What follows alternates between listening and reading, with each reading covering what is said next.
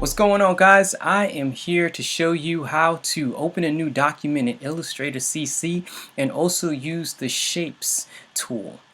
So I'm going to start off by asking you to go up to the top menu bar and click File and then New. And when that pops up, you'll see a window that has several options. If you go up to mobile, you'll see a bunch of presets and templates that they make available to get our creative juices going. Our web has the same options for web options, but today we're going to go and use print.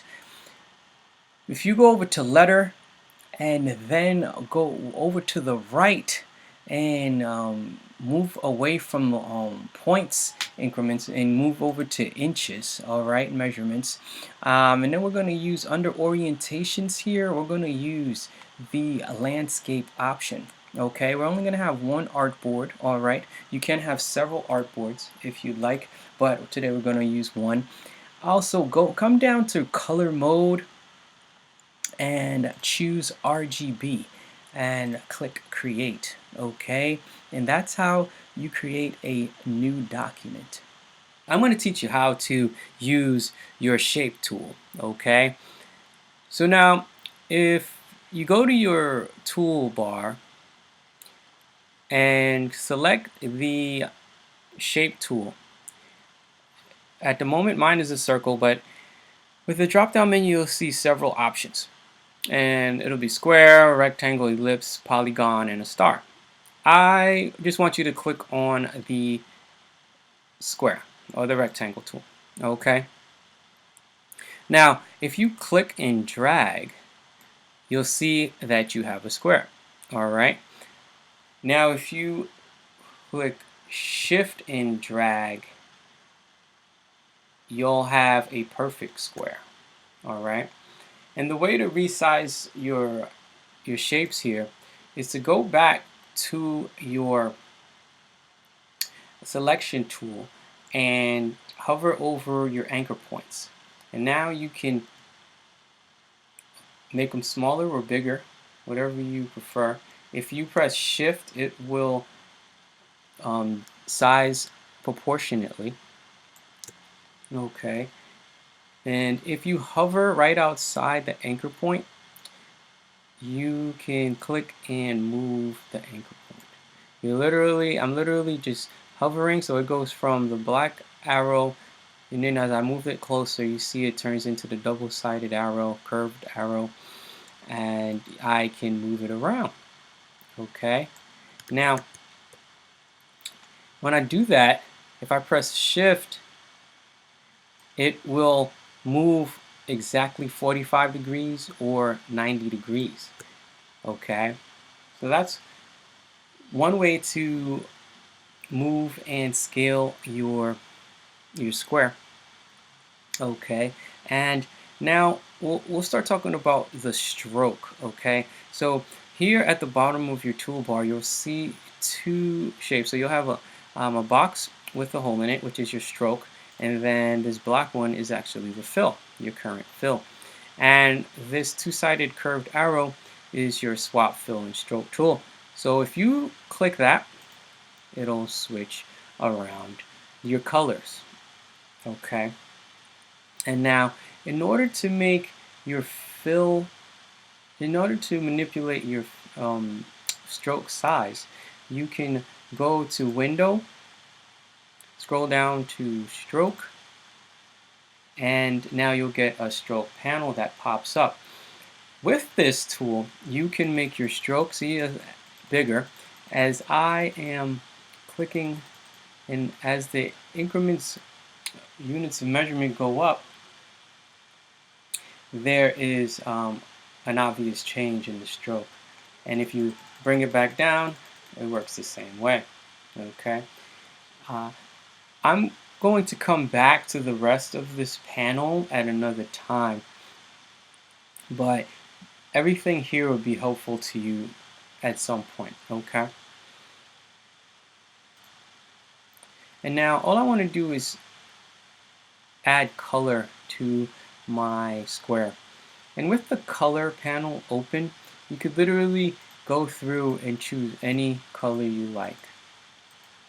You can use that, or you can use the swatches panel and choose your colors as well. And you can find both of those in under window.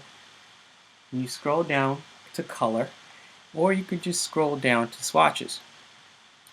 If you keep scrolling down, you'll find the swatches library, and you'll have a lot of options for different colors and options. Okay, so let's say we just clicked on beach, and so they're actually giving us color combinations.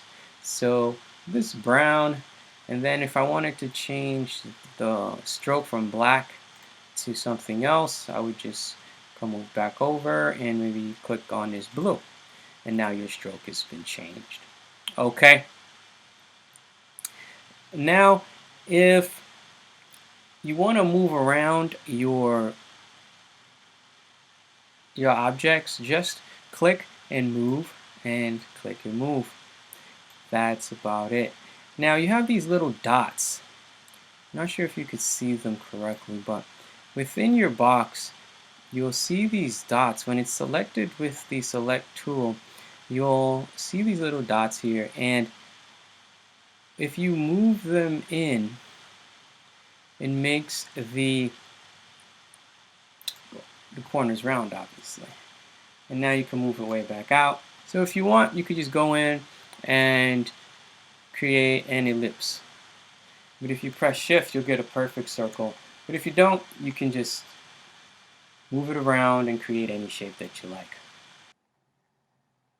And another way that we can create a shape is if you click on your tool shape and maybe go back to your square and just come back to the artboard and click once, you'll see this pop-up box show up where you can change the width measurement and the height measurement right here. I'm just going to press OK because 3.5 inches by 3.5 inches is okay with me. But you can actually just highlight it and type in any number that you like. Just like that. Okay.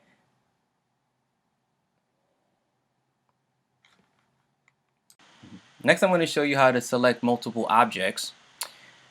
Just make sure that your black arrow is chosen from your toolbar, and what you're going to do is just click from anywhere on your artboard and drag over any objects that you would like to choose. Now I have multiple objects chosen. If you click away from the selected objects, it will deselect.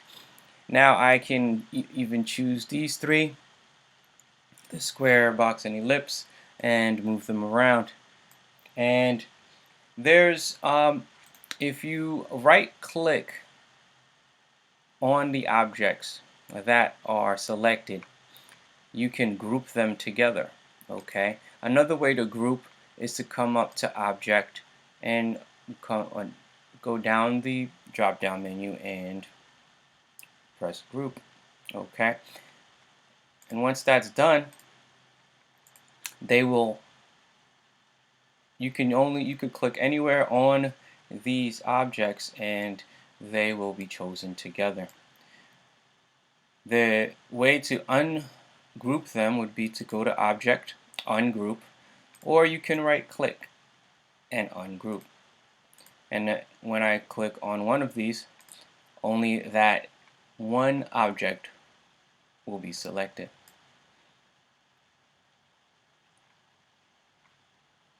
Okay, and that's how you create a shape with the shape tool. See you in the next video.